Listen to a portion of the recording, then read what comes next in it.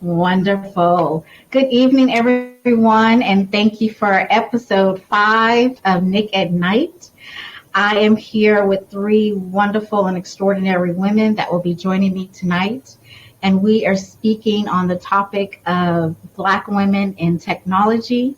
I hope that you are ready to take some notes and have a fun-filled evening. I would like to introduce my first guest. And my first guest will be Catherine.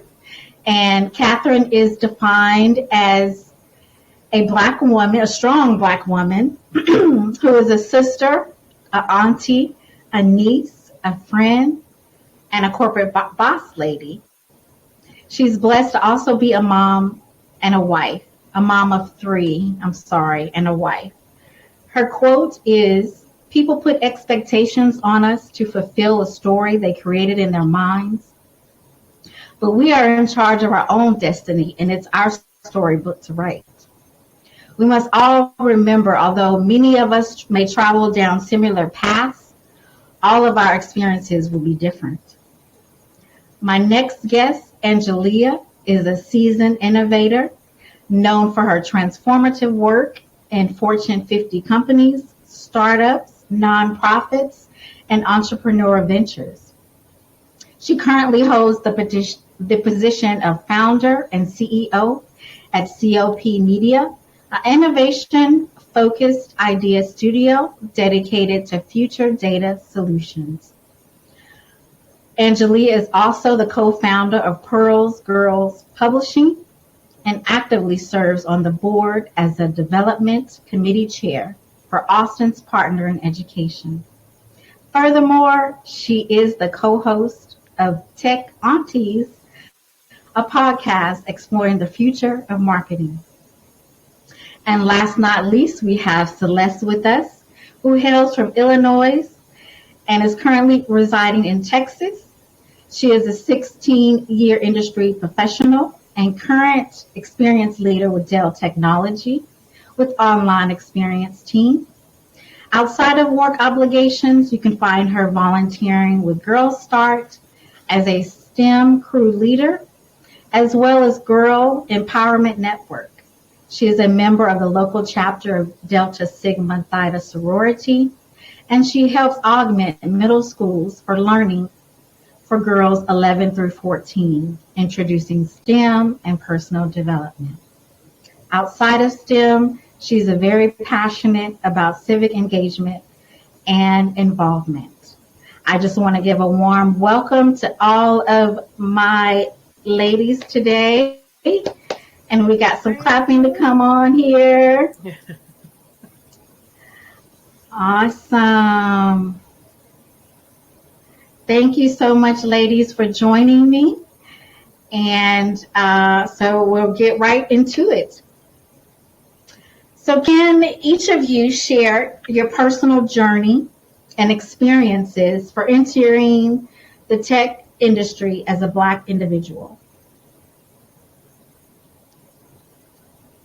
And anyone can start. We're waiting to see who goes first. Right. I'll go first. Mine was not directly related to where I thought I would be. Since I graduated with 2 degrees in marketing, I really thought I was going to be in a marketing firm, doing all the ad things and the like. However, when I was in undergrad at Western Illinois University, being in marketing club and things, all my internships were actually in the science field. So I interned at a pharmaceutical company. And so post graduation, when things don't go the way you think they should as a young professional, you're like, I got to get out of here. And so one of my college professors, who's also a mentor of mine, had just called in to do a pulse check with me. Mm-hmm. And so she was like, so what do you want to do?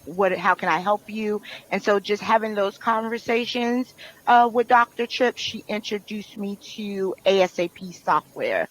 And so it was a smaller medium company right outside of Chicago where it spearheaded my endeavors in tech. Awesome. Awesome. I'll go next. So Awesome. mine was unorthodox. Technology is all around us, right? I Mm-hmm. started in telecommunications with AT&T. Mm-hmm. Then I went into the banking world. And obviously, of course, the banking world, that's still tech in some sense. I was at a book club with a dear friend and she mentioned Dell. Mind you, when you hear the word Dell, it has this notion and such a stigma of respect that you think that it is tough to get into the company, right?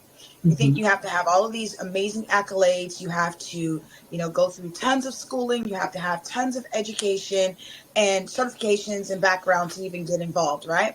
And she was like, no, that is not how it works. Sometimes you have to be in the right place, right time, right situation, and God opens up doors for you. That door opened up for me. Did Mm-hmm. not know from left to right, what I should be doing. Well, of course, I knew how to open up a laptop. And anytime someone hears the word Dell, they assume every last one of us knows how to work a laptop, right? And you can Right. troubleshoot every single bit of what you have going on. So when the job was offered to me, obviously I prayed about it because I was a stay-at-home mom at the time. So going from the corporate environment to the mompreneur environment where you're just focused on raising your children, you're out of that mindset of working on a daily basis. Mm-hmm. So when I got into the corporate world, I was just like, Lord, be my hands and my feet because you gave me a mind. I'm not dead, so I can learn anything. So that's how I started in the tech world. Obviously, tech is all around us, but in the corporate environment, I started because a friend offered me a position that was opened up at the time. So it's been about 6 years. So I'm here now, and I'm here to Mm-hmm. stay. Hey. So I think I'm the oldest on the call. But I was always interested in technology. I wanted to be a physicist. Mm-hmm. And all through high school, I had really great teachers. I loved math. I loved science, chemistry, biology, physics, all of the sciences. And I had great teachers who helped me excel. When I went to college, that level of support was gone, and so I kind of struggled my first year, not knowing that you're supposed to struggle your first year. And but having been in a situation where you're at the top of the class, when you come in and you're like at the bottom of the class, you're like, oh, something's wrong. This isn't for me. Mm-hmm. And so I left and I started working, and but I knew wanted to finish school.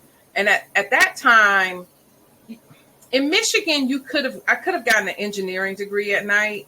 To try and get a physics degree at night was difficult, and this was before distance education was a thing. And so I ended up in business because the other thing that I enjoyed is I wanted to be in advertising like Celeste. And so I ended up getting a degree in marketing while I worked at Xerox. And so I was around technology anyway. And once I finished my degree, I started at IBM. So it was kind of accidental. It wasn't like I was Mm-hmm. looking to work. I really wanted to work at an agency. I wasn't really looking to work in tech. But that's where it started, and I've been there ever since. Awesome, awesome. I'll share just a little bit of my background as well. Kind of like Catherine said, just really didn't, know anything about it. I mean, I love tech on my own and doing my own thing, but it was never like introduced to me. I started off in higher education because you go to school, you go to work, it was right there. I didn't have to worry about leaving campus. And so I fell into the higher education role and did that for 20 years. Came to a point in life where my skills were kind of, I don't want to say not appreciated, but I just got to a point where I need to do something higher or better. And so just out there looking, I volunteered for the Texas Women's Conference, met some young ladies. They talked about Dell, and I was like, never thought about Dell. So, hey, let me go apply. And I just actually celebrated my 5th year with Dell, and I love it. And the role that I do play, I'm able to combine both of my passions, which is higher education and tech. So I get to still talk to the students, engage, as well as be on the tech side. So just a little bit about me. Awesome, awesome. So I think you guys kind of talked about what inspired you to pursue a career in tech. And that, did you have any initial challenges that you faced when you first started in the tech field? So I'll reverse. Yeah. I'll go first this time since I went last time. Yes. I think that tech. When I got into tech, it was hard for women. Period. To get into tech, and so there were some difficulties. I know that I was at Xerox. I wanted to stay at Xerox. I really liked working at Xerox at the time, but I couldn't break into sales. I couldn't break into marketing.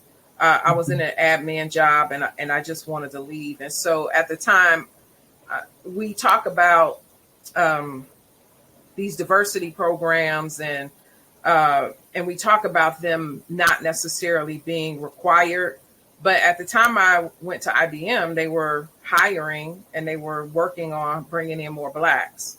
And that's how, had that not been the case, I probably would have never been able to work at IBM. So affirmative action is the program that helped overcome some of those roadblocks. Mm-hmm. Mm-hmm. I would say for me, I did have challenges in tech. Don't get me wrong, tech is around us no matter what you're doing. It's forever evolving, whether it's television, because we went from the big old box TVs to a flat screen, right? Then you got monitors, same thing, telephones, cell phones. Imagine going from the cell phone that you could type in a text, right? That was all you had. And when the phone came out where you were looking at a phone and it was a touch screen, people didn't, that transition from a button phone to a screen phone, they had challenges with that, right? We all Right. did. But I also look at anytime we have challenges with anything, and this comes, and this, this also, works with tech as well. A baby, when they're born, some things are instinct, but a child doesn't know how to walk. You can say all day long, walk, talk. You can say those words to them. If you're not showing someone how to do it, then they can't emulate what you're doing. So we have to be the master at our craft, but we also have to be bold enough to ask for help when we don't understand something. That is the best form of communication. And I will say that I was a little intimidated when I did not understand something, when I had my challenges with tech, because I did not want to seem like I was the person who wasn't getting it, right? And that I didn't understand it, and that I wasn't bold enough to catch on when I was taught the first time. But what I had to understand is we all learn differently. Every last one of us. You may teach me one way, but I may never understand it because you taught me a way that I couldn't grasp the information. So I learned how to not only look up. YouTube became one of my best friends. Right. And just failing. And I had to be okay with failing in order to learn the information properly. So although, yes, I had challenges with tech, understanding information, the jargon that came with it, or, when someone is using terms that we call them, work terms or Dell terms, someone can use a term that I'm not familiar with. I Exactly. began to ask open-ended questions like why, or where did you get Mm-hmm. that from, or can you help me understand that? Stand And that. then Mm-hmm. I would try and break it. So I'm like, okay, is this breakable or is it fixable? So when Mm-hmm. you break it, you got to learn how to fix it, right? Fix So it, those were right? my challenges. I sometimes had, I'm not going to say sometimes, in the very beginning, I felt like my brain couldn't hold. I was at full capacity, and my brain Capacity. could not Mm-hmm. absorb anything else. So I literally, and it's almost like you have to download and take information. I just literally, I felt like I was taking my brain out of my body, putting it down, going laying down and go to sleep. And I'm like, whatever I learned that day, hopefully something stayed. And when You I put stay my in brain there. back in my head in the morning, maybe I understood what occurred. And it was just almost like repetition. Repetition helped Mm-hmm. me understand it better. Mm-hmm. Yeah. Mm-hmm. I think for me when it comes to challenging in tech specifically, because I graduated undergrad in 2005, it was expected, right, for us to Mm-hmm. know the things of technology or whatever. So I don't think that where we look at difficulty, that I think it's more so navigating your career in tech becomes the challenge and your barrier of entry, right? And so often you're like, I need to be technical, but what does it look like to be technical, right? And to Mm-hmm. show that you have that aptitude to be able to deliver that, right? And so the good thing is I've always loved math, so I know numbers. And so Mm-hmm. sometimes that can make you sound smarter than the average bear because you can speak to the number, right? So I may not be able to fix the thing, right? But I can tell you the data behind it Behind it. and Right. and tell the stories behind that. And so I think that's critical of people when they're saying, do I need to be technically proficient, Mm-hmm. right? Mm-hmm. Data proficient, being able to tell the story and the like. And so I think that becomes Uh-oh. knowing who your stakeholders are, who you're telling that story to, and then how to get to the end result, which is ultimately customer satisfaction, whoever that customer is in mind, when we look at that. And so, as far as tech itself and my difficulty of entering tech, no, because again, as I referenced before, I had a mentor, I had a resource who had it in, who knew somebody, so it doesn't look the same as other people's story Mm-hmm. when you look at difficulty. But I think career progression and things of that nature, that's a different conversation that we can have about difficulty. Mm-hmm. Mm-hmm. And I can just add just really quickly what Catherine was speaking of, just coming from a different industry and coming into tech. Uh, all the slang, as they say, that it was literally I had notes. What does this word mean? What do they mean by this? And like you said, taking all that information in, I feel like the first 2 3 months my brain was literally on overload, like you said, just trying to hold all this information in and understand what they're saying, what they're talking about, because literally I would leave our meeting and I'll be like, I have no idea what they were talking about. And so, but like you said, you take your notes and you do your own research at the end of the day, and that helps along the way. And now I can say, okay, I get it. They're using these acronyms and jargons and things like that. So yeah, I can understand that. Awesome, awesome. So that was my difficulty into the tech world. Um, so of course we want to talk about diversity. So why is diversity and representation important in the tech industry? And the second part is, what are the benefits of having more Black professionals in tech roles? I'll start. Um, when we see success, I want you guys to imagine a person in your family or a mentor or someone that you see or that you can picture what success looks like. We all Mhm, have our own thought process of what success is, right? When I mhm, was let's say 15, 16 years old, I thought success was money, the nice cars, you got an entourage of people around you, all of that. Well, now that I'm older, I'm much wiser and I have wisdom behind me. Success to me is generational, that I can impart wisdom on the next generation that I don't get to see, that I can Mhm. continue a legacy beyond what I currently have, right? Mhm. Mhm. So, looking at what diversity looks like. When I first started in tech, where I wanted my career to go, it was a male dominating environment. Meaning I did not see a lot of women in that environment. Not only did I not see women, I didn't see black women or black Yeah. men. Right. I saw one color and I'm like, why is that? Yep. Why do we not see ourselves in that position? Mhm. Who's going after that position? Who's teaching us how to go after that position? So when I said, all of you picture what success looks like to you guys, I didn't know a person that was a millionaire. I didn't know a person that had, we talk about a big house with a picket fence, that's the American image, right? Mhm. Well, I didn't know a person that they could open up their bank account and show me they had money in their checking, in their savings, that's liquidated, but they also had a diverse portfolio. Mhm. I didn't have a person that could teach me those things.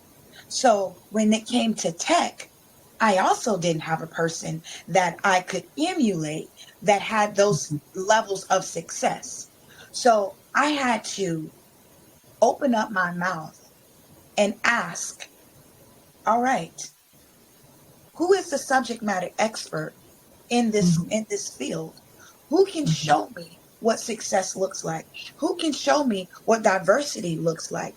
Who can show me what leadership looks like so that I can pursue my own path and that I can also drag, I'm not going to say pull, drag somebody else that looks like me along on this journey so that they didn't have to have shoes that were broken. They didn't have to have clothes that were torn. They didn't have to have the blood, sweat, and tears to get in the same spot that I'm in.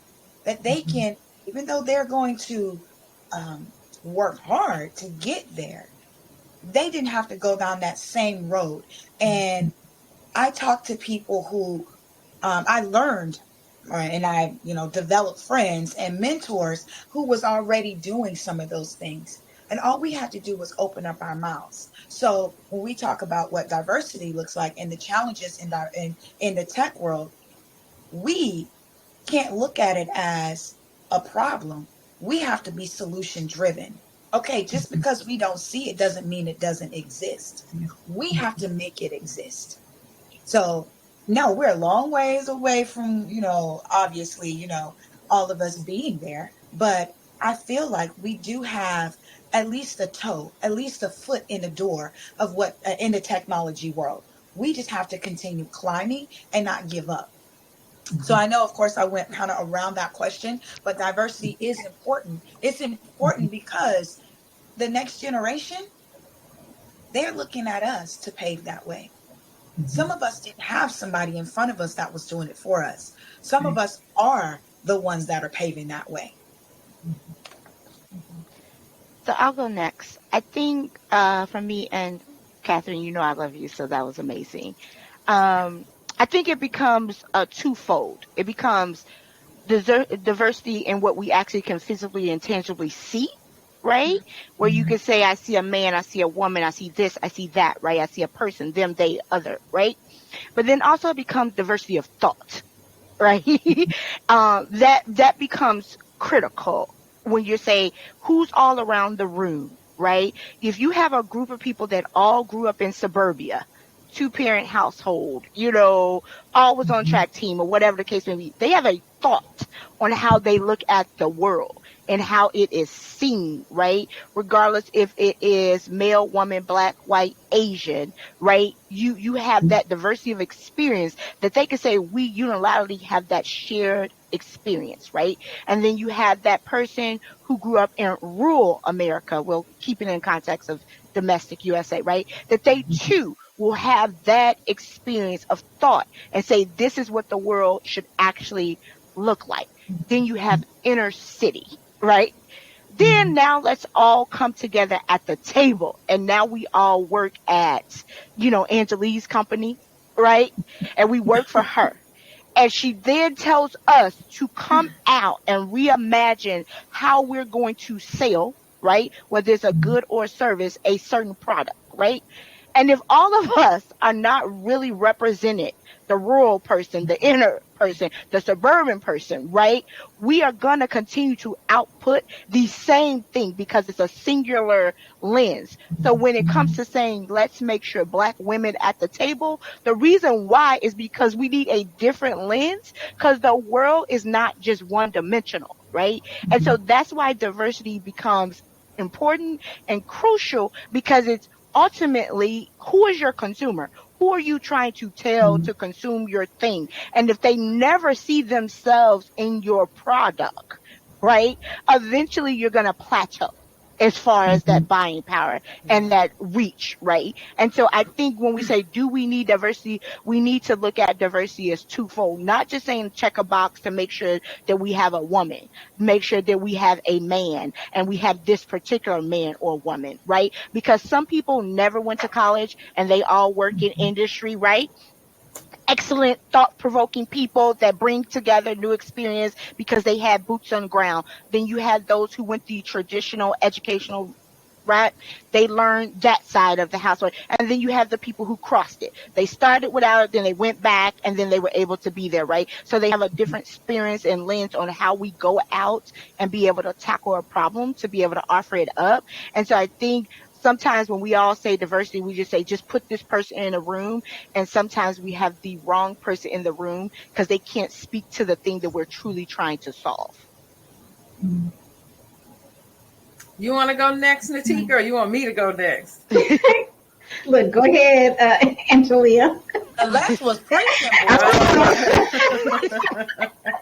We get past the Celeste. Well, the reason I ask, because y'all know I'm always the unconventional point of view. So, but that's why we're having this discussion is to broaden everyone's horizon. That's why I love it. So go for it.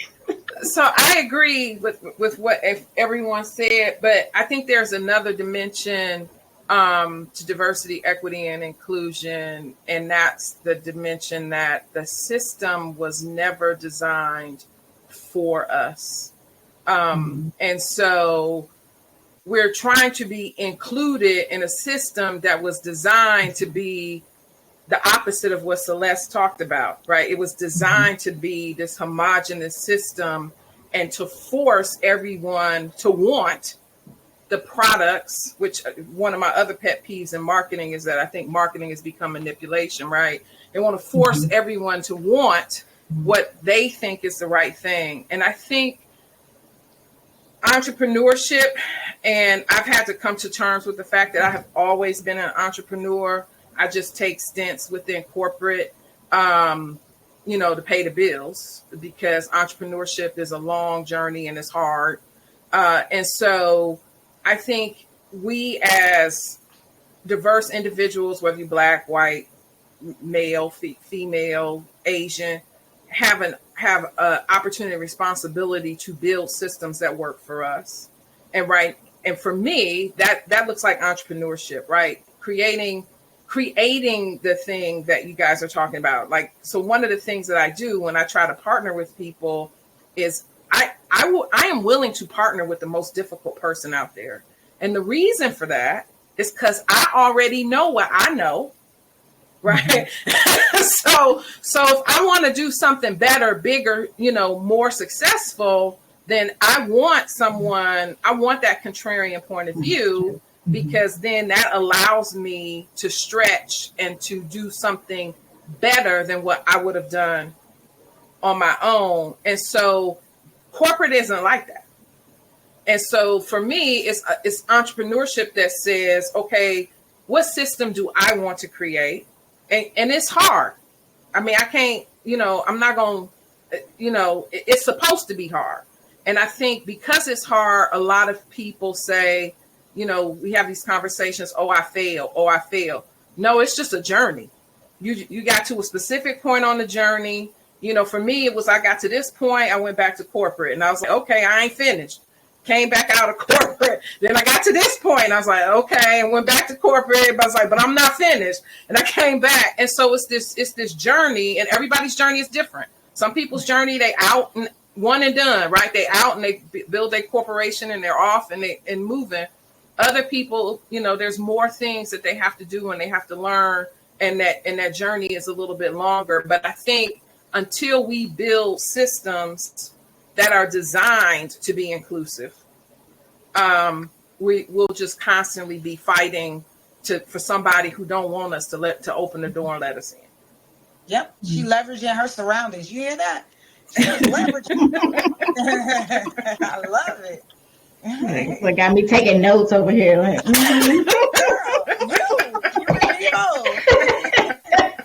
You always got to be taking notes when you get a chance to speak to Angelia. I'm just letting you know. If you not, you missing it. I'm telling you, you have to.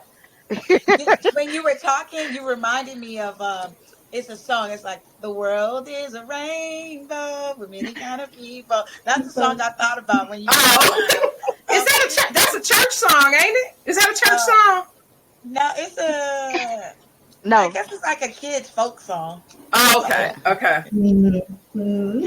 But I wrote that song down because that's exactly what you made me think about. Awesome.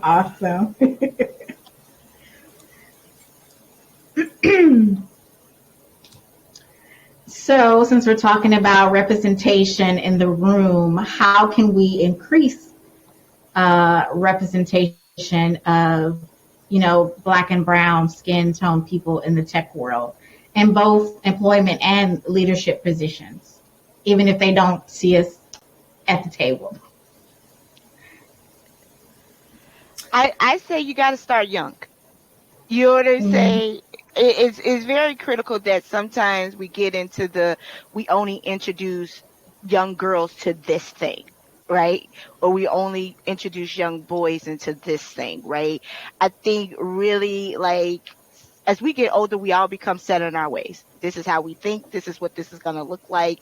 And sometimes trying to convince someone who already told themselves that they know a thing to say, oh, no, come and join this thing, that it becomes a lot of work, and you just got to be there for the long game. So I think if we can get some young people, take your time out, which is why I volunteer with Girl Start, Girl Empowerment, things of that nature, to be able to show young girls like, hey, even though you may think that you're not good at science, even though you may think you're not good at math, as Catherine says, it just may take you a couple of times to get it, but you definitely have that aptitude to get there, right? So I think it becomes an introductory thing of saying, hey, let's teach these young people that this is another avenue for you to get there, right? And don't do it as a one-off. Be continual exposure when you're having those conversations with the youth that are in your lives, right? When you're saying, so what do you want to be when you grow up? Where do you see yourself? What is this world going to look like for you, or whatever?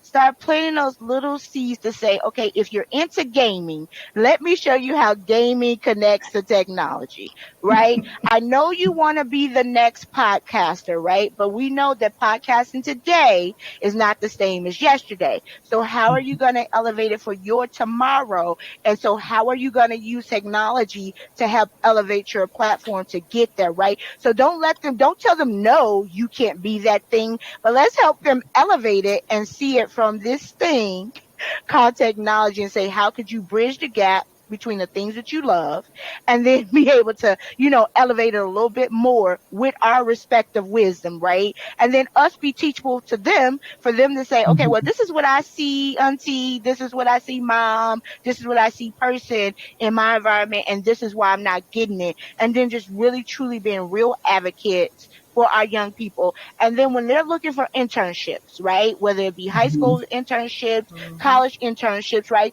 you put them in contact with your network.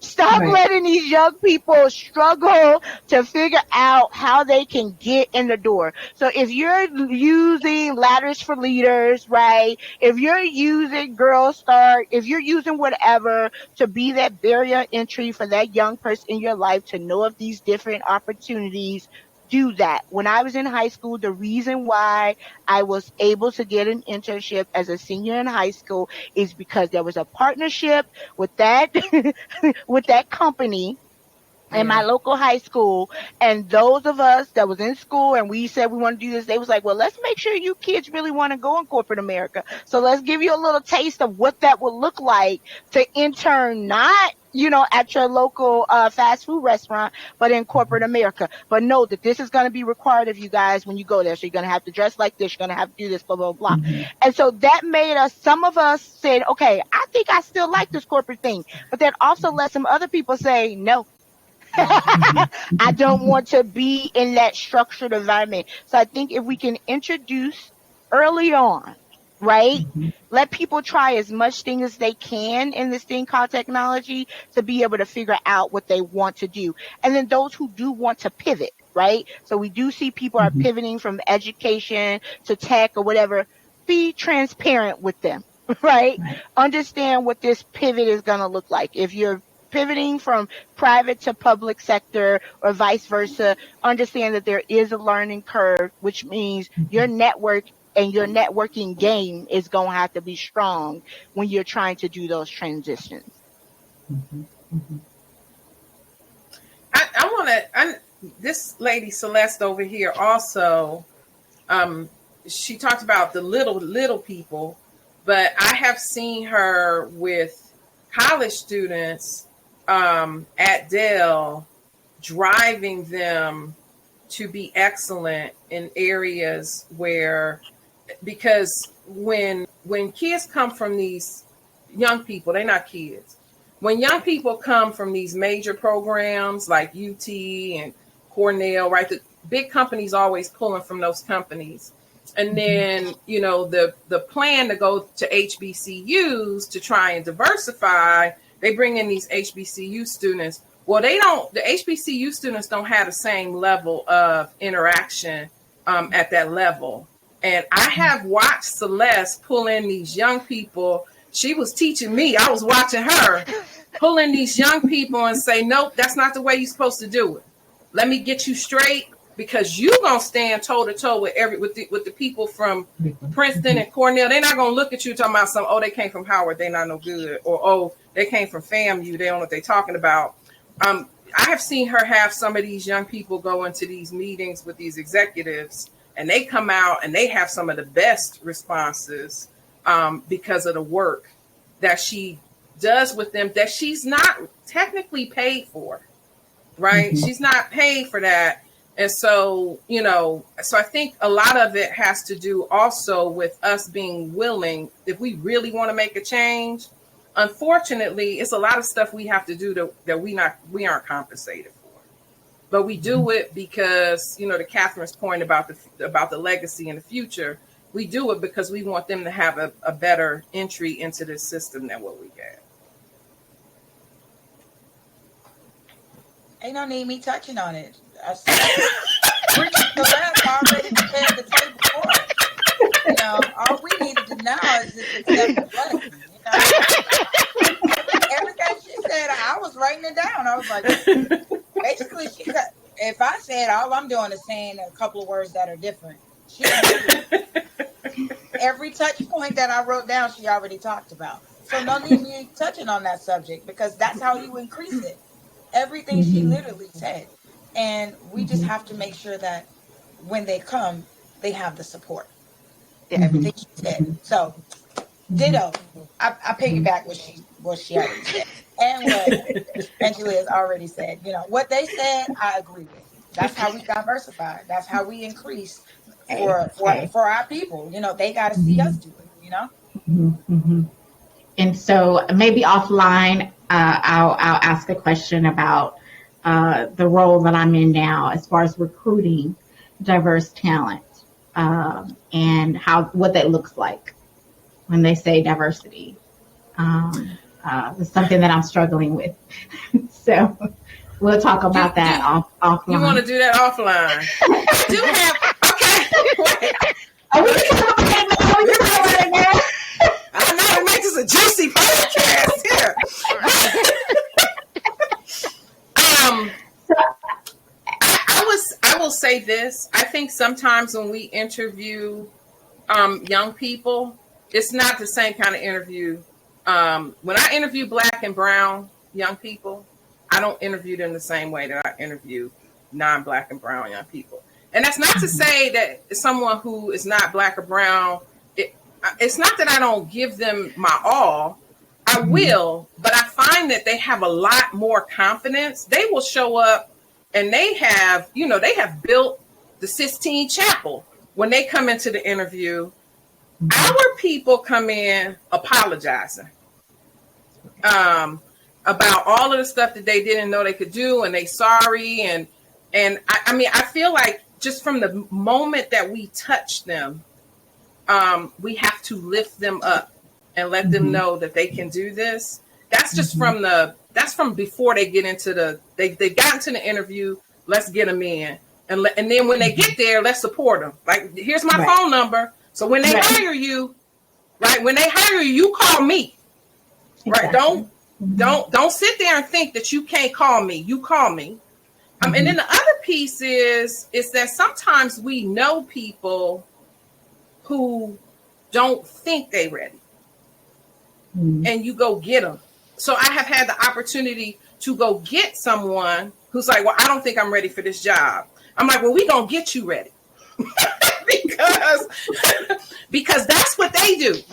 That's what Right. they do for their kids. They Yeah. bring them in and they get them ready. I have worked with people who was related to people who was looking at me Mm. saying, "Do you know how to do this Mhm. program?" And I'm like, "Didn't we both go to college? What do you why do you need my help?" Right? Right. So they will bring their people in and they will let them learn on the job.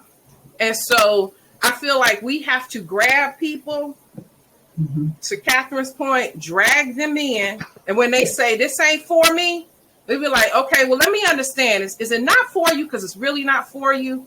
Or is it not for you because you scared? Because if you Right. scared, we gonna walk this We're thing gonna walk together. into We gonna get you where you Yeah. need to be. Yeah. right. Yeah. Okay. So, but I don't know. Yeah. So you didn't ask your question. So I don't know if that's the answer or not. But that's what it made me think about that when you asked the question. Yeah. Yeah. And I So was like, go that's who you ahead. need to talk to, because Angela she's a very good hiring professional. Okay. And I've literally had an opportunity to sit in the room with her when we bring the different interns, and her being able Mhm. to talk to them. And it is a Mhm. confidence level. But I will say this, it's not even from interns. I literally just had a one-on-one with a young man who was recently hired on our team. Mhm. And he was like, I'm a Southern gentleman and I wait to be asked. And I was like, you got to think of Mm-mm. culture. And I was like, so I'm a tell you this. There's corporate culture and then there's black culture, right? Yep. Right. And I get the manners that our moms and parents told us, and stay in the child's Mhm. place and all that jazz, right? Got it. And still use it when I go home. It's the home code switch, right?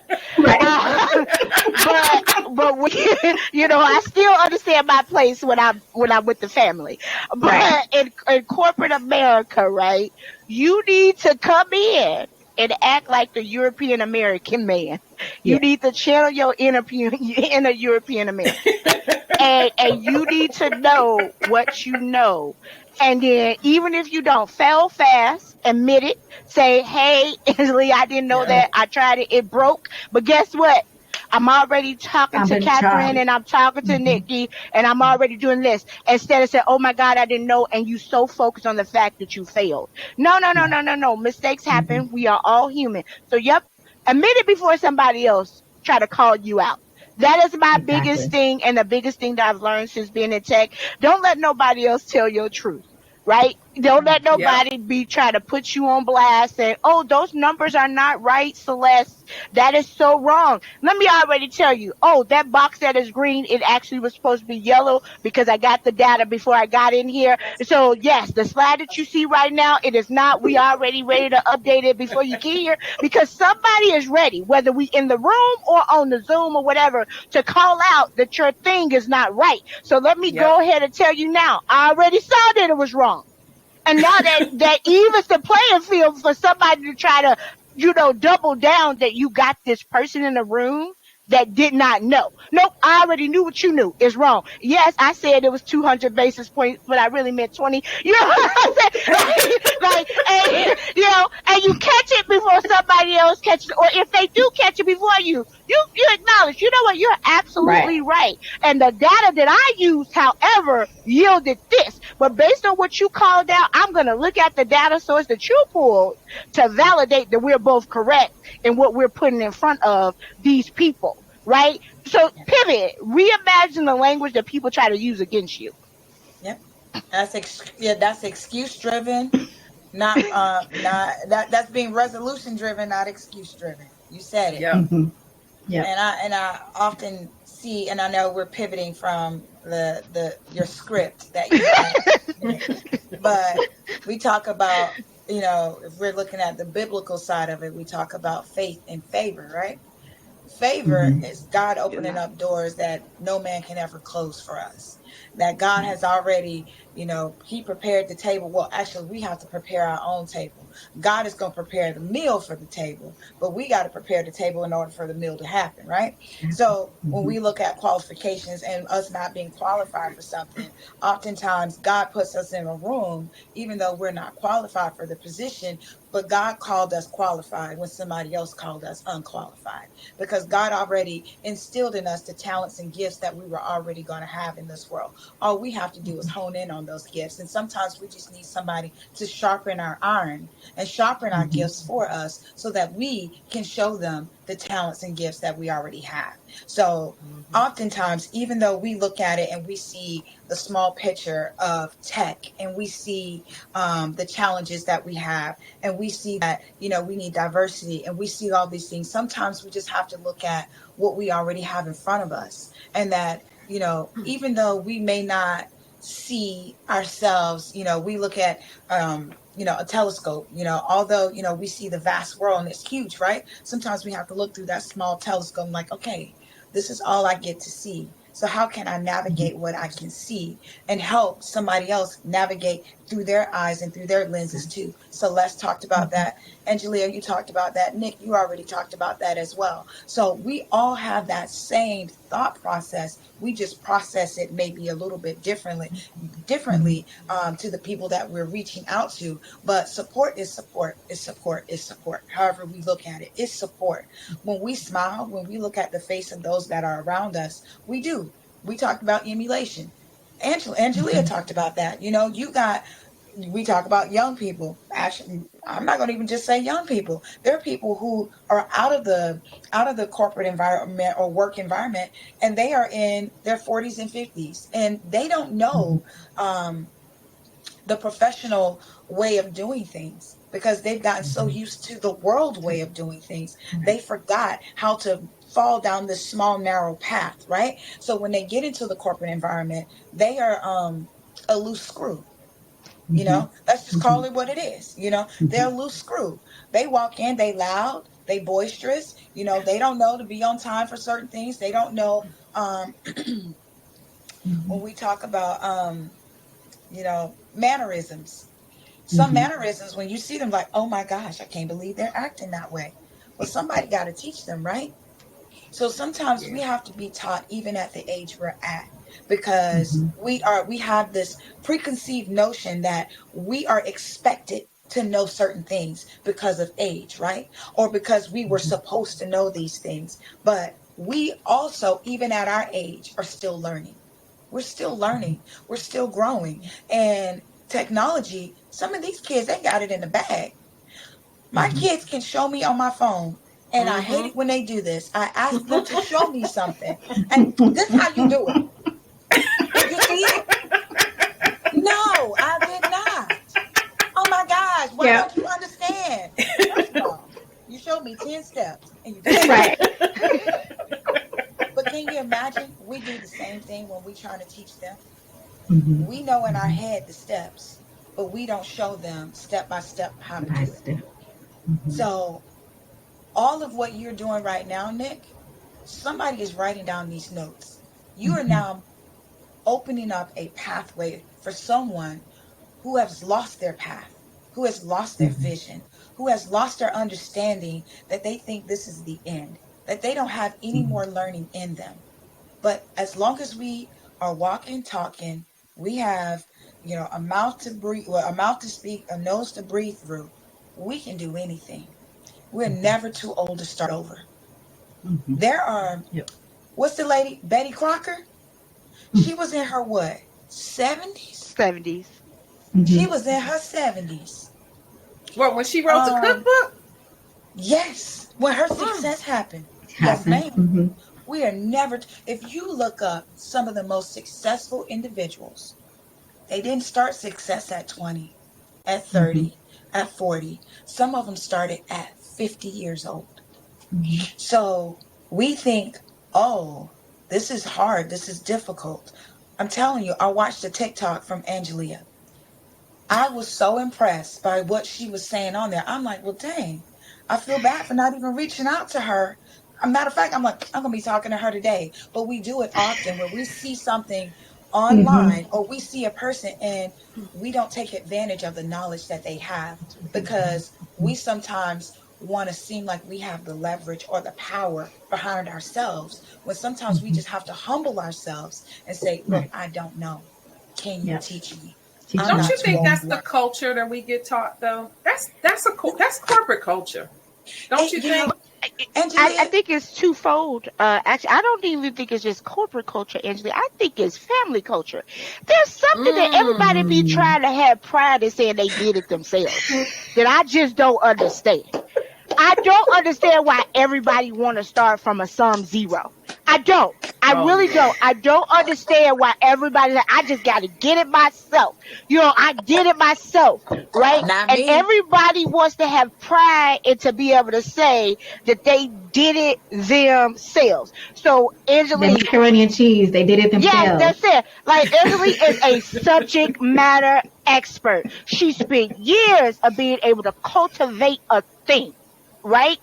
And Mm-hmm. instead of me tapping her on the shoulder and say, "Hey, you already right here. Let help me out, sis." Instead, I'm saying I'm gonna read all the books that she read. Why? Give me the cliff notes. God, give me the cliff notes. Why do I have to read the anthology when you Right. already still living and breathing? So not only corporate culture, Angela, I really think for us as black people, we have convinced ourselves that we literally have to do it solo, which is why I strongly dislike when we say the crabs in the barrel mentality. I hate it. I don't like it. It's one of the worst analogies that I think people throw out there when they say people are crabs are not supposed to be in a barrel, people. Like so them trying to reach to the top is what they supposed to be doing. What you need to be saying is truly how you gonna lift that person up to get them out. So then when the last crab is there, right, you can reach over and grab them out instead of everybody trying to force themselves Force to the themselves top. out. Right. And I Yeah. Mm-hmm. really think that our culture has told us like, hey, Celeste, go figure it out on your own. But what does go figure it out means? I'm scared to go ask for help. Mm-hmm. I'm ready to go ask for help because somebody told me that I was supposed to figure out everything on my own. On your And I own. Mm-hmm. lived and breathed that mentality. And so then when you say, how is my coworker getting promoted more than me? You know why? Because they went to Angelia's office and they told Angelia, hey, I want to be the next manager. I want to be this. And so Angelia said, well, set up a one-on-one with me and you going to meet with me every other week. Meanwhile, I'm telling myself, I want to be a manager. But I ain't never told Angela this. I ain't thinking nothing about this. I just told myself that this is what I'm gonna be when I grow up. And nobody, I didn't talk to nobody. They should just see me working hard, and they gonna know that I'm doing the thing. But meanwhile, Billy didn't let me train Billy. I didn't train them. I didn't give them all my resources, and they didn't wait. And you're like, I trained that person. How did they get me? Because they literally did not say, I'm going to do it on my own. What they said was, I'm going to take all your resources. I'm going to take all your knowledge. I'm going to take all your wisdom, and I'm going to use it for my good. And so that is literally what we need to get out of the mindset of saying, figure it out on your own, and eventually you go get it to the top. Like once we get out of that mindset and truly say, hey, Nikki, you know how to do this. Catherine, you know how to do this. Angelia, you know how to do this. And I want all three of what you guys serving. So Angelia gonna make the chicken. Nikki, you gonna make the greens. And Kathy, you gonna make the mac. You ain't gonna make all the Thanksgiving deals by yourself. Like Lily, we gonna take it from everybody. And that way, so that's gonna be full I'm gonna be full at the end because all the three best people made the items that I like. Instead of trying to make that one person who ain't good at making mac and cheese try to figure out how to make chicken right. That's all I'm saying. I think that's part of the problem. We got you going, Celeste. Y'all know I'm supposed to be asleep on a Sunday. Y'all done woke me up. So I'm here now. Hey. Okay, so yes, I have the opportunity. I know the part two. So I have the opportunity to interview interns and also members for our program, new hire rotation program. And they talk about diversity, but the colleges and universities that they're pulling from, even in Austin, not on there. They're not diverse. And they don't have diverse populations. Is that what you're saying? Or diverse institutions. Engineering is taught at Prairie View, correct? Yes. So I'll say this.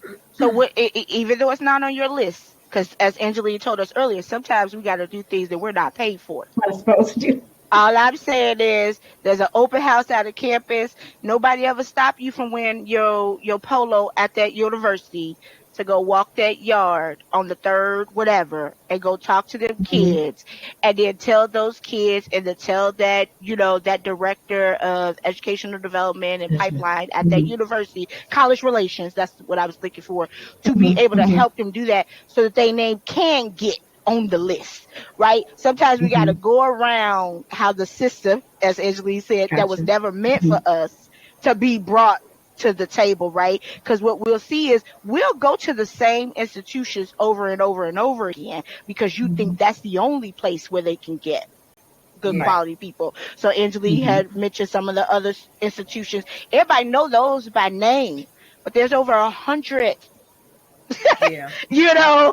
Why is nobody at Philander Smith? You know what I'm saying? Why is no one at Wiley College? You know what I'm saying? These are, so there's other institutions, yes, that you could go to say if you're looking for that thing to be able to get it. And sometimes I know we don't like to, but sometimes we just gonna have to get in our car and say, Angelia, you are a director of marketing. Catherine, you are in sales. Make our own little recruitment team and go ahead down there and tell them kids, we're going to be down there to help you package yourself accordingly so you can submit. Look, she's making her own seat at the table. If there's not room for you, make your own room.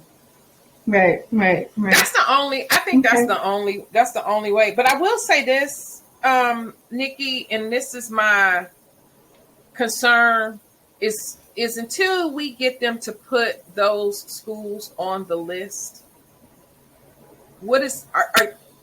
if you bring those in, is the environment that they're coming into going to be welcoming, and will you be in a position, which you might be, it's probably not going to be paid, but you might be in a position to be able to make them feel welcome. But if they're coming Mm-hmm. in and they're not welcome, and Mm-hmm. because people will move stuff on purpose to make you fail, right? Right.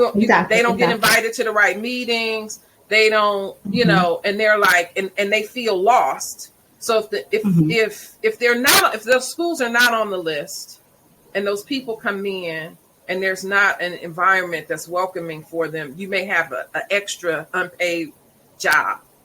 Right. So what I do, unpaid, the first day, I send them a ping on Teams. You have your device set up, let me know. Hey, set up us a one-on-one. Make sure it's biweekly. Every week I'm checking in. Hey, these are the resources. These are some people you need to meet. You know, sign up for the ERGs. You know, get out there, network, Yes. volunteer. And that's what I'm constantly doing. And, all I get is, well, thank you, for being there on my first day. You've been so welcoming. And, if it wasn't for you, Oh, they wouldn't. you They wouldn't. know, If it wasn't for you, they wouldn't still be there. exactly, exactly. And I think most people in corporate have that person, who, Mm-hmm. if it wasn't for them, they still wouldn't be there. I Mm-hmm. know. I Mm-hmm. mean, I do. Mm-hmm. Mm-hmm. I have multiples. Since I told y'all I come in and out, in and out. So it's a few of them, but yeah. I mean, unfortunately, I mean, and I don't know. Maybe everyone, maybe even if you're not Black, that's the case. But we absolutely have to have that person. Mm-hmm. Mm-hmm. But Like like you I'm rooting say, for you. you literally gotta teach them though that they don't have to have the mentality to figure it out themselves, right? Mm-hmm. Because what Mm-hmm. happened, even the environment being welcoming, Angelia, what I found is some people try to distance themselves Yeah. from, you know what I'm saying? And so it becomes like, okay, eventually you're gonna have to reach back. And if you have distanced yourself for so long, Mm-hmm. you Mm-hmm. then not gonna be able to tap in and ask these certain group of people to assist you. You know what I'm Right. saying? Because we can't Mm-hmm. wait till you get in trouble for you to, or feel like there's trouble for you to then ask for my help, right? So it's Mm-hmm. like at that point, it's like, well, we don't really have the relationship, so Yeah. I don't know, if I should even put my neck out on the line. So you find a lot of that, right, within us as a Mm-hmm. community, right? You're like, okay, I know Nikki, and so that's why I say yes to you. But Catherine, who decided that she never wanted to talk to me ever in life, and now that something is just an example.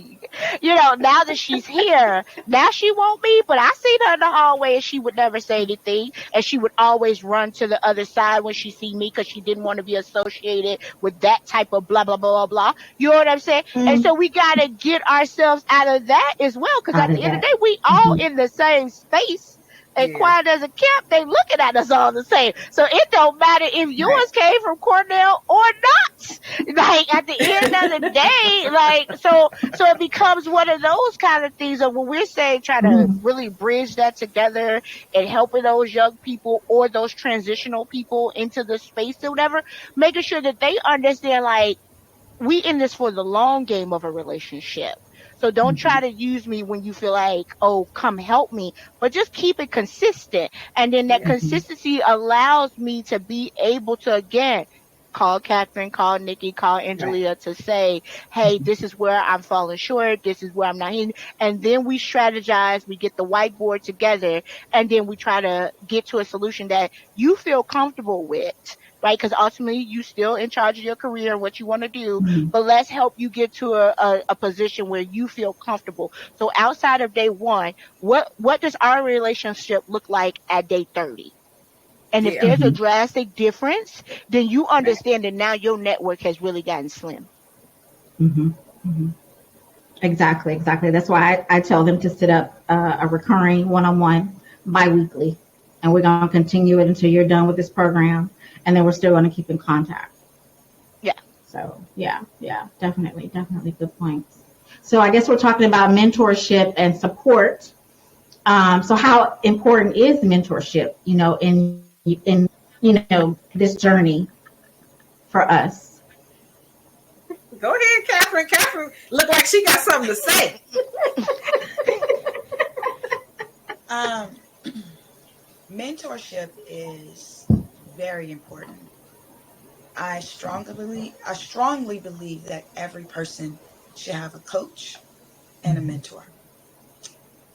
The difference between a coach and a mentor, a coach is going to be your rah rah, you got this, I saw you, you failed, you better do this right.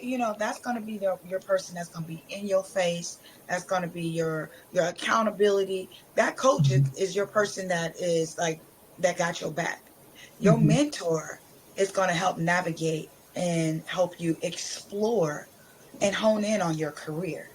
And they're going to be the person that is going to speak on your behalf when you're not in the room. They're going to be the Mhm. person that helps you um, find the individual that when they say, oh, I was looking, this rec is going to open up for this position. Oh, they're going to put your name in the hat. Every person should have a mentor. Every person Mhm. should have a board of directors. So Yes. that mentor is a part of your board of directors. They're going to be, and don't be afraid to ask somebody to be your mentor.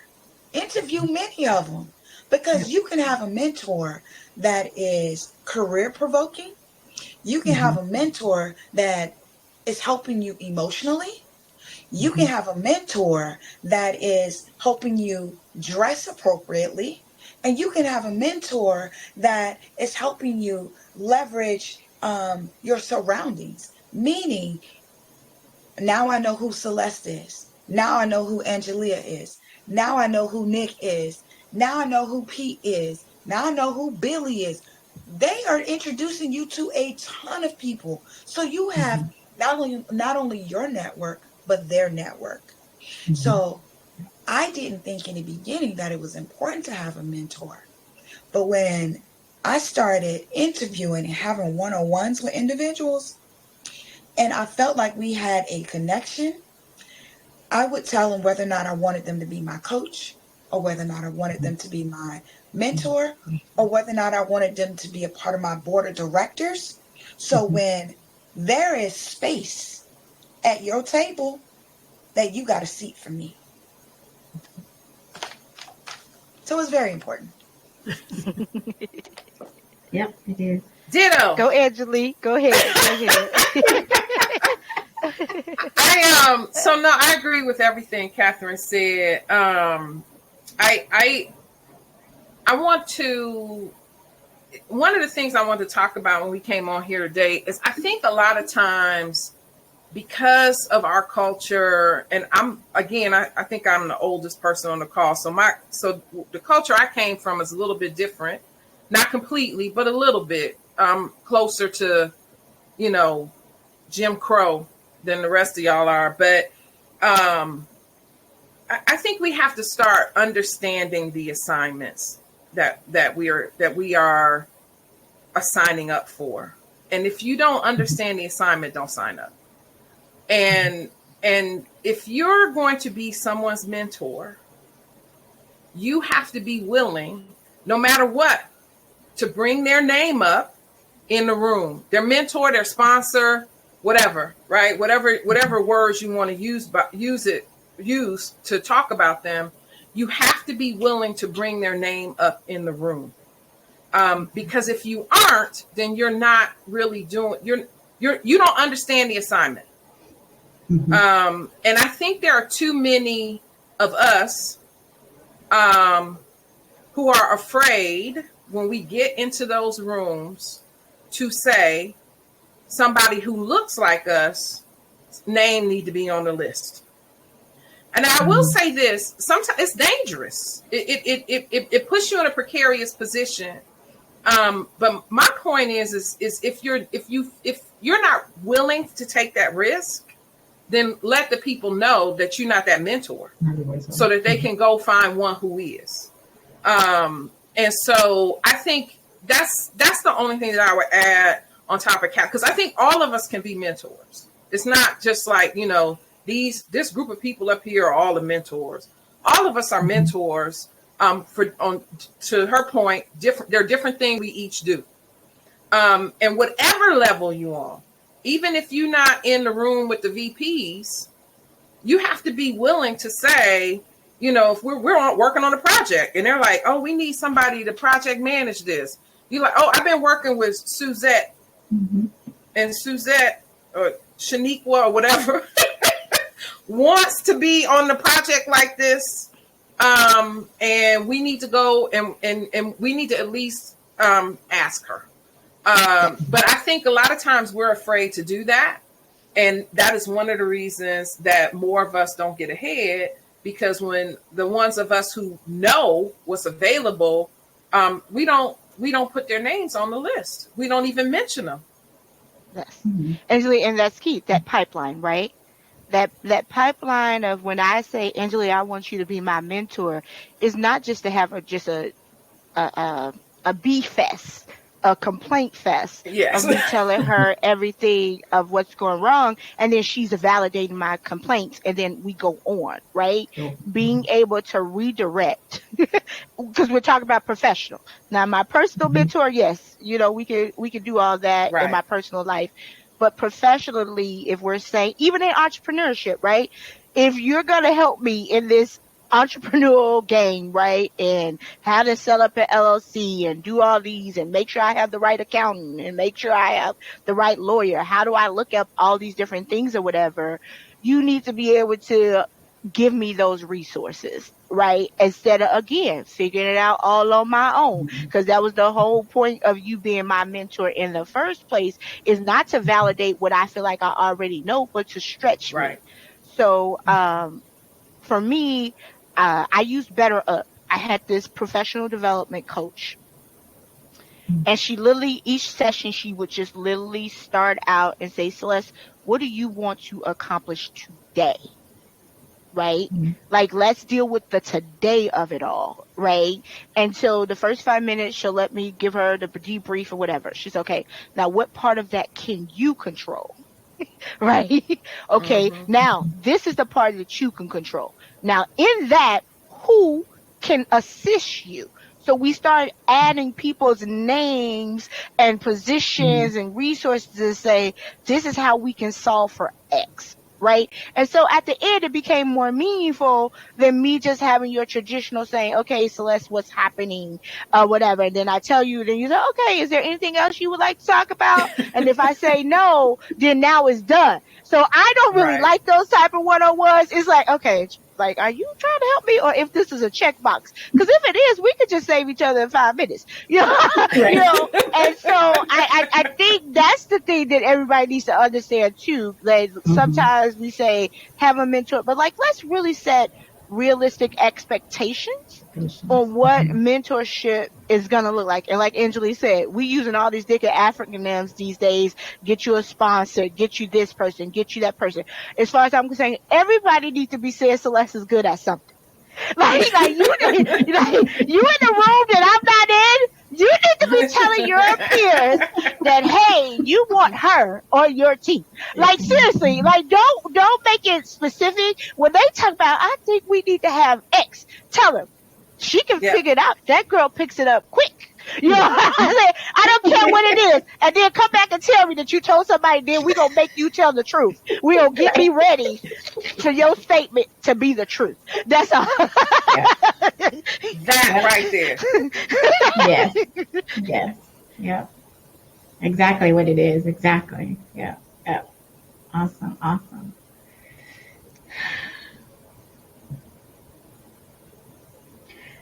So we're speaking of mentorship and support and being there, within their journey.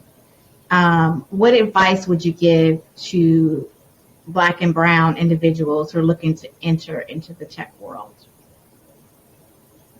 Ooh, can I do this? This one, so y'all know how I feel about tech. I think every Black and Brown person, even if you're not interested in STEM, needs to understand technology.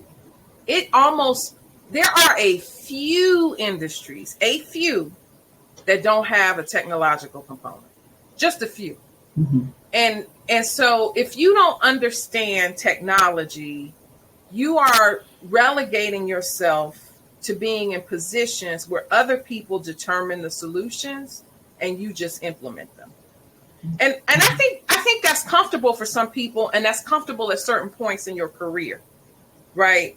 However, then you're not really in control of what's next, because they get used to you being in that space, and then they just keep dumping, like, so they go off and figure out what's after that, and then they dump that on you, and then you're implementing that. And so I think in the I had the ability to watch. I started at IBM at the beginning of the PC era, and so I had the ability to watch the internet happen. And as I watched it happen, I watched so many people who made lots of money on stuff that was not even anything.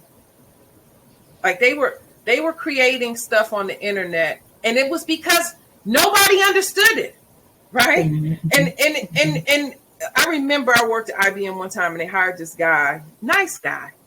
They hired him in as a VP, and I'm like, oh, okay. And so I'm looking at his background, I'm like, they hired him in as a VP.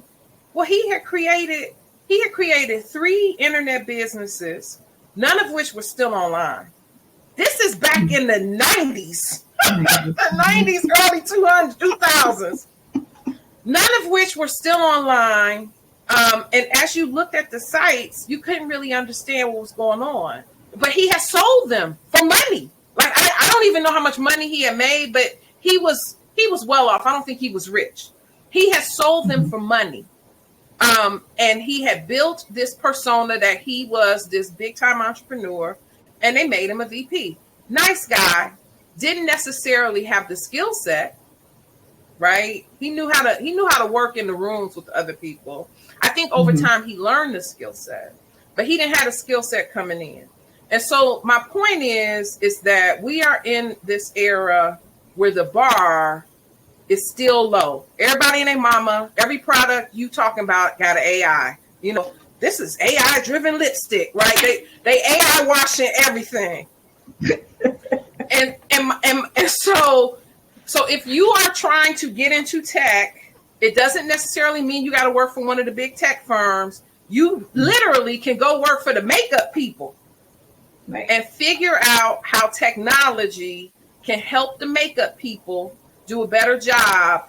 And if you can do that and you can add to their business and their bottom line, that puts you in a better position to be a leader, either in that company or just a leader in and of your own. Because let's admit, we're in an age where everybody hopping, right? Nobody stays. When you get out of college, wherever you go, don't expect to be there more than 5 years. There are people who will be there more than 5 years, but most people ain't going to be there more than 5 years. So build for yourself these leadership and these technology capabilities so that if this person don't want to make you a leader, you just hop over here and then you build whatever career you want for yourself. Yeah. I agree. I think when I first graduated from undergrad, I was offered a position in logistics, and it was for a trucking company, right? And so when people think of trucking, they're always thinking of get your CDL, be able to do this, but somebody is behind that, right? To logistically using technology to get you from A to B, make sure you know your route and things of that nature.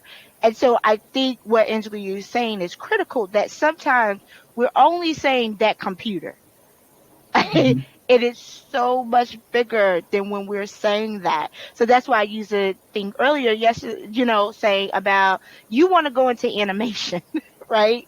You want to, you want to use the arts. You know what I'm saying? Yep. You're going to have to level up, right? To get to where you think, like, we're futuristic, right?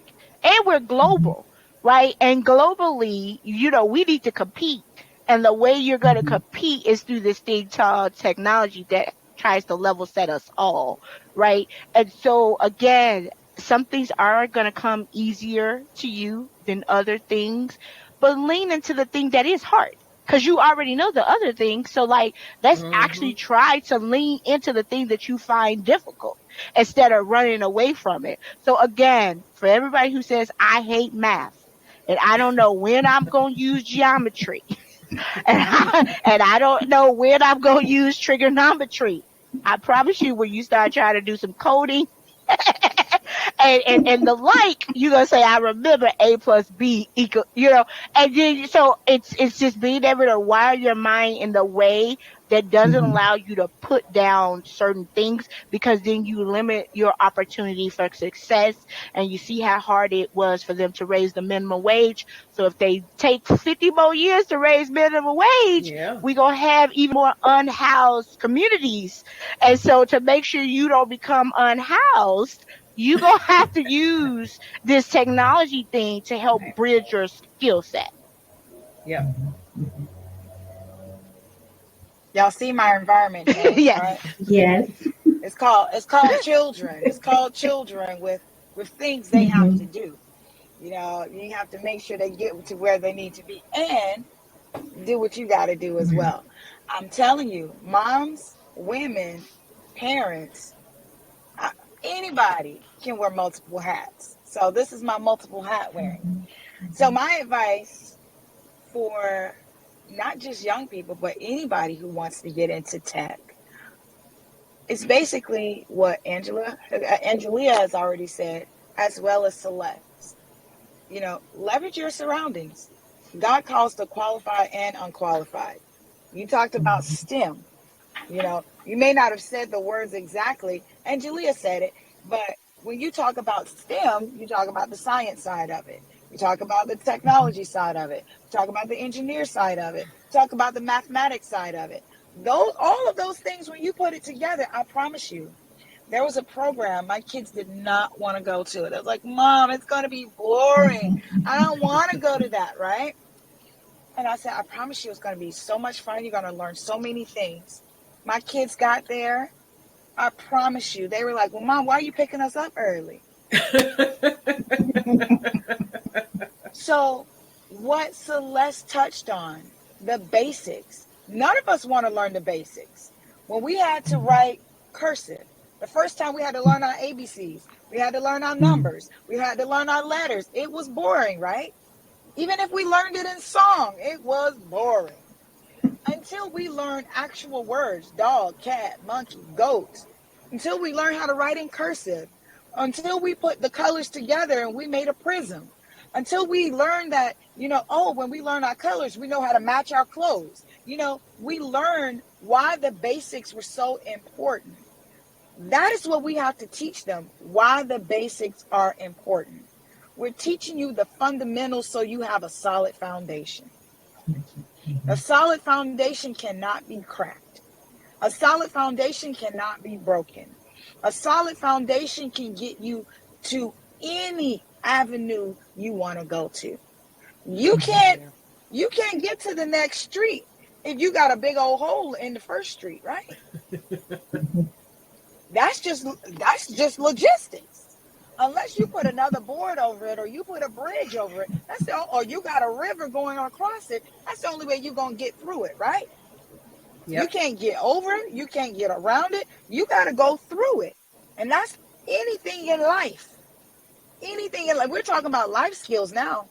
When we talk about sickness, you can't get over the sickness. You can't get under the sickness. You can't go around the sickness. You got to get through the sickness, right? That's the same thing when it comes to technology. That's the same thing when it talks about the advice that we have for someone else. You have to get through it. That's the only way you're going to get to the other side. Only way. So I'm willing to help any way that I can. Angelia talked about, the guy who fabricated his way to a VP. I promise you, you can talk to any VP in any company. Someone put their name in that seat. They Right. probably were not qualified for that seat before their butt got in that seat. But guess what? Celeste said, You better call on my name. You better say I got these skills before I got these skills. Guess what? Somebody said their name because they said they had these skills before those skills became the skills that they have. They learned those skills while they were in the seat, not before they got to the seat. So again, mentorship, talking about what we can do for other people, it is having your name present. It is speaking, like, because we get one name, right? Like we get one social, we get one name. One name. Make sure your name is what you say your name should be. Mhm. Mhm. Well, excellent points all around, ladies. I am going to try to end it here. I know people are doing other hats and as well. Mine teenager doesn't have school tomorrow, so I can understand where Catherine's coming from. But I want to say that I am appreciative of you ladies coming on and having this important discussion with us. I think we can probably have a part two and continue the discussion, and we can go deeper if we want to go deeper. But again, I appreciate you guys for coming on and sharing your thoughts and your stories, and for being vulnerable in moments. Again, does anyone want to have a closing comment, statement, encouragement for anyone out there who is listening? I want to say thanks for the space. When you started this, I was so excited to see it. I'm excited about the format. I'm excited about the subject matter, and the way that you're doing it. And it's not just the same thing over and over again. And so I know that this is going to be a very important space for all different types of people. Like I think some of your previous Mm-hmm. ones were like a lot of younger people, more targeted towards Mm-hmm. your kids. And so Mm-hmm. I'm really excited about the space that you've created here, and I wanted to say thank you for allowing me to be part of it. Yes, yes. Thank you. Thank you. I will echo that, and also I love to play because I'm a Nickelodeon kid. So Nick at Night, I love it. So, but no, thank you from the bottom of my heart. Whenever you need me, tap in. I will definitely continue to be a resource. And as I tell people, if you ask me my opinion, I'll give it to you. Yes, she And will. so I will give it to you if you ask, and sometimes I may just freely give it. But in all seriousness, for any person, man, woman, child, middle, in between, whatever generation that they tell you that we fall in these days, there is room for you. You have the ability to learn as long as you're willing to be teachable. So if you're willing to be teachable, if you have the ability to allow somebody to impart knowledge into you that you do not already have, then you truly can be successful whatever realm that you choose to go into. So don't let fear, don't let one failure determine where you are ultimately to be, right? And so if you have visions and say, I want to be the next X, instead of putting that person's name on it, because that also becomes limiting because you're not that person and your journey is going to be different, just say that you are going to be this. I am going to own my own Fortune 500 company. And what you're going to do is you're going to get other people around you that allow you to truly get that. You're going to maximize your resources that allow for you to not just say it in words where you're writing it down. What they always told us, write the vision and make it plain. But the vision becomes real when you truly tap in and say, I don't need to know everything. But if I know Angelia, Uh my God, today. You know what I'm saying? If I know Angelia, right? If I know Nick, if I know Catherine, right? and they all have these unique set of skills, because your CEO does not do the same thing as the COO, right? Right. And so you need to understand that there needs to be people on your team. So don't tell yourself that you got to do everything by yourself. We're going to get you there, and then you're going to start past it, and you're going to bring somebody along with you. Excellent, excellent. I think that's a good closing closing statement there. Again, I appreciate you, ladies, and as soon as everything is uploaded, I will send you the links so that you guys are able to share with your community. Again, Thank you thank you, again. and you guys have a good Thanks, night. Latika. Mhm. Thank you. Bye, Nick. Bye. Bye. Bye. Bye.